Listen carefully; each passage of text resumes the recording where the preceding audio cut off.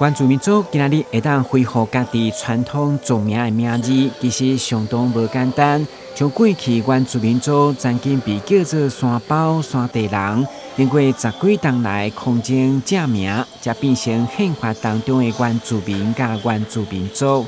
所以目前伫台市的图书总馆所展出家己的名字，正是台市配合原住民族委员会所举办的展览。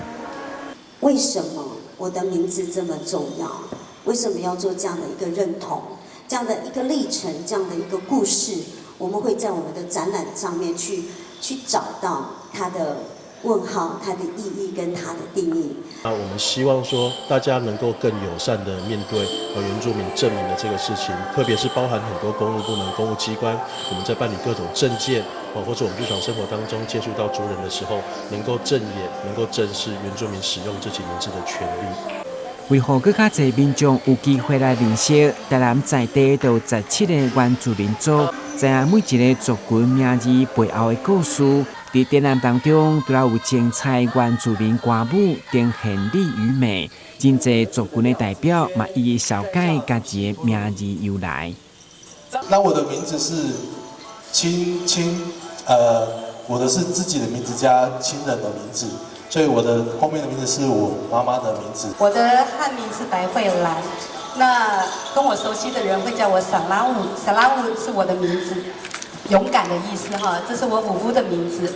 然后呢，咖里布兰是我的家族的名字，是拓荒者，好，所以我的族名是萨拉乌咖里布兰。会中副市长叶铁山嘛代表市长出席关心，不然伊回顾伫无共殖民统治之下，原住民族传统贺年的改变，邀请大家伫欢乐的原住民族日，嘛做伙来关心这段文化历程。一系列的活动，不管是在我们的市总图，在归人文化中心，在西拉雅的会馆等等，都有很多的展览，也有一些动态的活动，包括踩街。那另外，也有一些所谓的原住民的人权、法治的这些讲座等等。